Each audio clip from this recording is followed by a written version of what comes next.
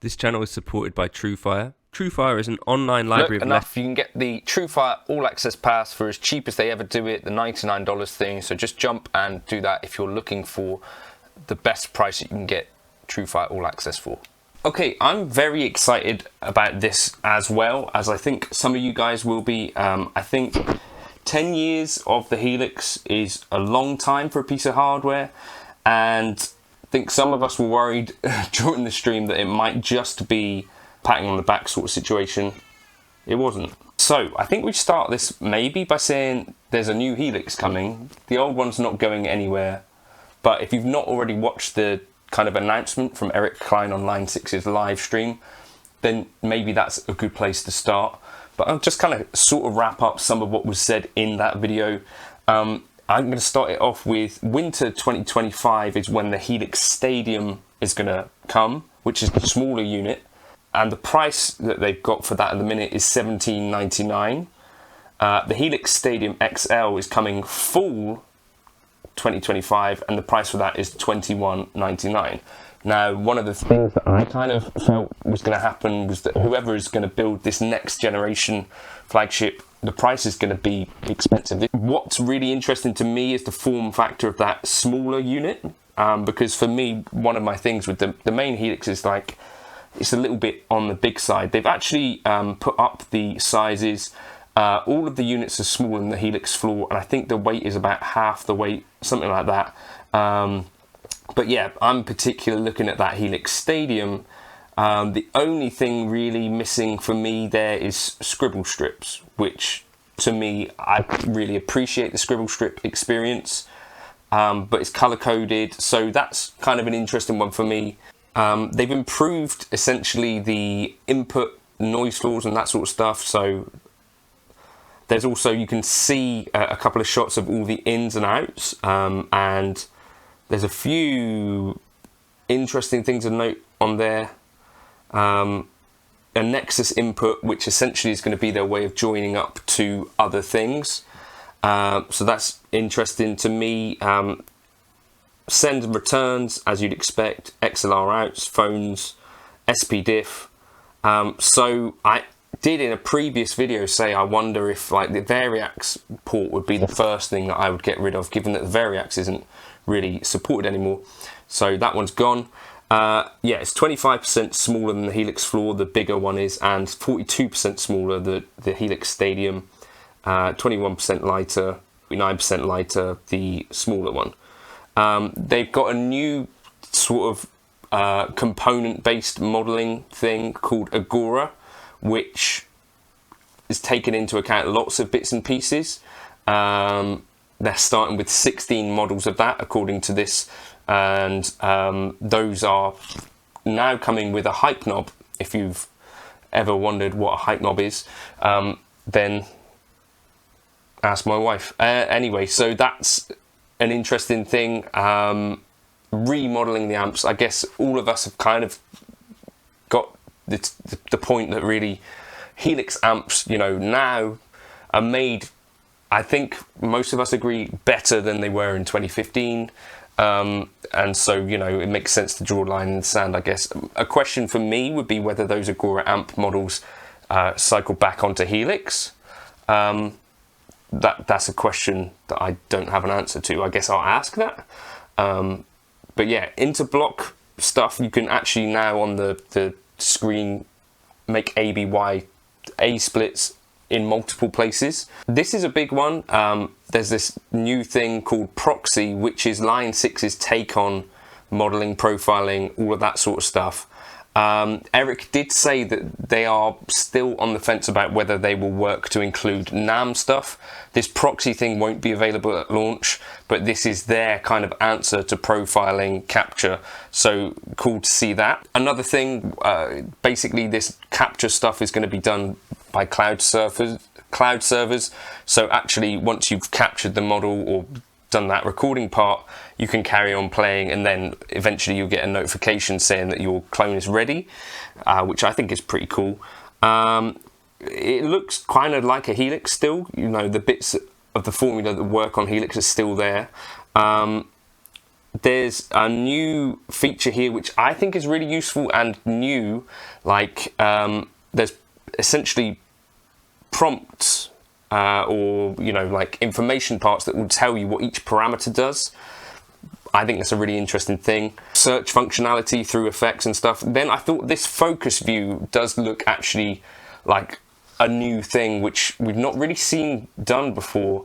And the whole idea with this is that for amp models, effects and stuff like that, there is this view where essentially you drag your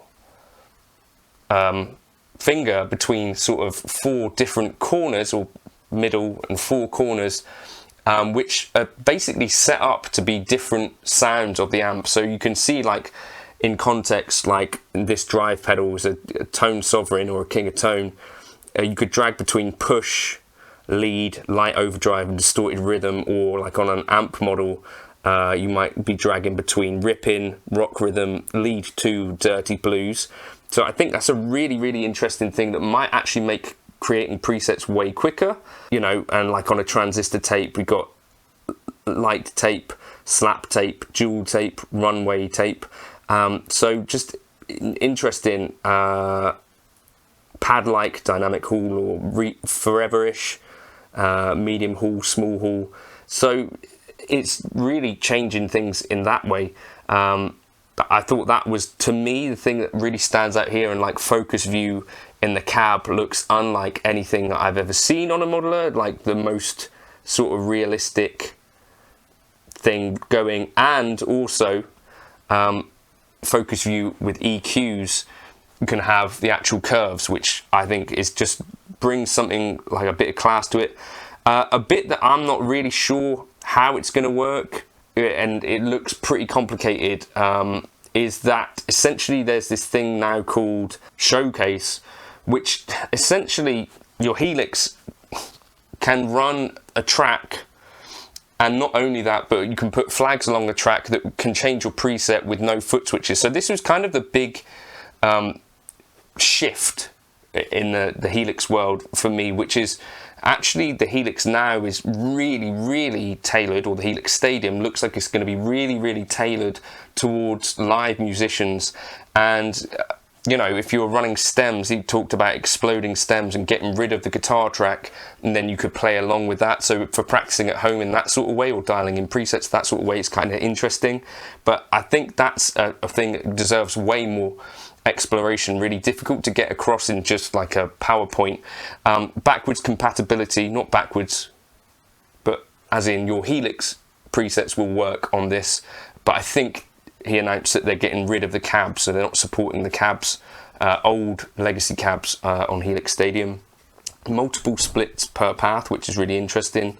A mixer. Yeah, this Showcase thing needs a whole lot of attention. And then the NEXUS, which is the way that you basically interface out of the Stadium into other stuff. And the first one is going to be the Expand D10, which essentially will have the AES link and the Variax output, if that's something you want. Now, I like that as an approach because it means that I'm not paying for functionality that I'll never use if I don't have a Powercab or a link.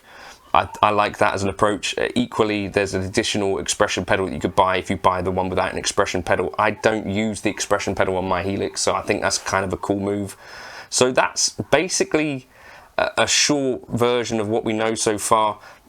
The Helix prices are coming down. Now, let me know your thoughts on this, whether this looks like the sort of thing that you're going to be an early adopter for, or are you thinking there's plenty of life in my Helix still? Just today I pulled up a preset like Polyphia Pool Boy it was, which is, I don't know, it just still feels to me like the Helix, even the HX Stomp and stuff like that, still has loads and loads of life in it, especially when you consider it's 10 years old. And so, yeah, I think that there's that high price tag on there, so it would be really interesting to see what other folks think of that, whether it's something you're instantly going to jump on. Equally, like this Showcase element, I think it's going to take a while for people to really take that in and consider whether that's something that they could do, because it sounds super powerful, but at the same time, even something as simple as snapshots, I think it took a while for us guitarists to figure out how these things work and whether they fit with us. But I thought it's like a really interesting set of things, and I really like the form factor of that smaller stadium one. To me, that seems to me like the sort of one that I would go for. I'd be really interested to see if there's going to be further sort of smaller versions of like the HX Stomp. Is there going to be like a club, a Helix club, these sorts of things? But all in all, new amp modeling, but more importantly than that, big UI changes that I think could make actually building your presets easier. That's what they seem to be saying, as well as some other really out there sort of blue sky stuff. I'd love to know your thoughts on it, and yeah, hopefully fall we'll be able to talk about some of this stuff more. Apparently there are more videos coming on this, and so I wait with bated breath. That's kind of my reaction to the Helix Stadium XL announcement, and I think it's pretty promising. Share your opinions in the comments, and whether you think that price tag is going to be achievable, whether you just bought a Helix and you're bitterly disappointed. I do really feel for people that I saw a couple of these in the comments that have been in that experience, but they're not discontinuing the Helix. It still has plenty of life in it, and for me, every day I'm using Helix, so that's still what I'm going to be using.